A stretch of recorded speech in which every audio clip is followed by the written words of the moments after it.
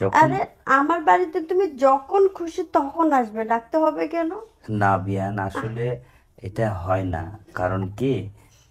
বললাম যে তোমার এসব কথা শুনে আমার কেমন জানি লাগছে। কেন? কি হলো, এতক্ষণ লাগে ফোনটা রিসিভ করতে?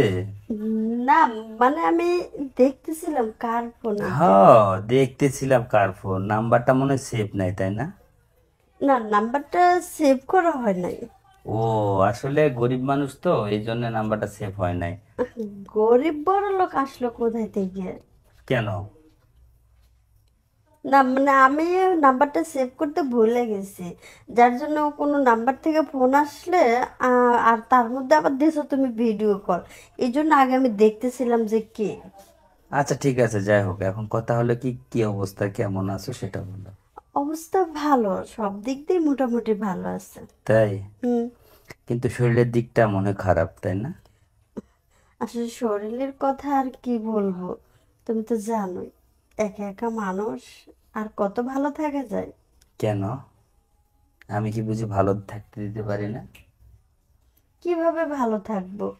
তুমি তো আমাকে ভালো থাকতে দিচ্ছ না। আমি কেন ভালো থাকতে দেব? কারণ আমাকে সবসময় ডাক পড়ে, আমি তো সবসময় বিয়ানের কাছে যাই, তো একটু ডাকের সাড়া দিয়ে আসি, সেটা তো বিয়ান ভালো করে জানে। তাহলে আমি ডাকলেই শুধু তুমি আসবে, আর আমার ডাক ছাড়া তুমি আসবে না। আমি যতক্ষণে ডাকটা না পাই ততক্ষণ আমি যাইতে কেমনটা লাগে।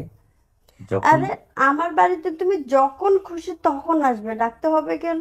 না বিয়ান, আসলে এটা হয় না। কারণ কি, ওই রকম মুখটা প্রতিদিন দেখতে গেলে মানুষের চোখে একটা খারাপ লেগে যায়। তাই বলছিলাম, বিয়ান যখন ডাকবে তখন না হয় একটু সাড়া দিলেই তো হয়।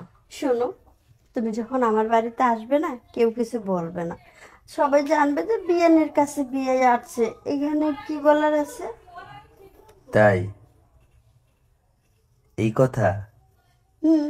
কিন্তু বিয়ান, আজকে কিন্তু একটা মজার ঘটনা ঘটে যাবে। কি ঘটনা? যখন যাব না, হুম। ঘটনাটা কিন্তু অন্যরকম হবে আজকে। সেটা অন্য কি রকম হবে বুঝতে পারছো তো? অন্যরকম? না, বুঝলাম না। বোঝো নাই? ওই যে একদিন যে অর্ধেকটা কাজ বাকি রেখে চলে আসলাম, সেটা আজকে পুরোটা শেষ করতে হবে। তোমার না মুখে কোনো কথা বাজে না। কেন? মুখে বাজবে কেন? বারে, আমি তোমাকে সব ক্লিয়ার করে বলবো আর মুখে বাজবে মানে? তুমি ওই দিনের ঘটনা এখনো মনে রাখছো? ওইটা তো এখন আমার ভিতর আছে, কারণ ওটা যতক্ষণে তোমার শেষ না করে দিয়ে আসবো ততক্ষণ আমারই তো কষ্টটা আরো বেশি বাড়তেছে। বোঝো না কেন বিয়ান? দেখো, আমি কিন্তু ওই দিনে সবকিছু ভুলে গেছি। হ্যাঁ, ভুলে যাওয়া ওটা তো। একটা অ্যাক্সিডেন্ট ছিল। না, আমি ওটা মানবো না, কারণ ওটা আমার প্রয়োজন। এবং সেই জন্যই কিন্তু আমি আহ, আগ্রহ বেশি হয়েছি বিয়ানের কাছে।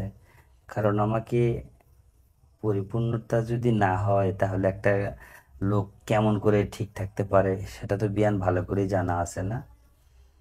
জানি, তাহলে কেন? কিন্তু আমি কি করব বলো? বুঝলাম না, একটু জোরে বললে ভালো হতো। বললাম যে তোমার এসব কথা শুনে আমার কেমন জানি লাগছে। কেন? গরম লাগতেছে বুঝি? ওই দিনের কথাটা মনে পড়ে যাচ্ছে।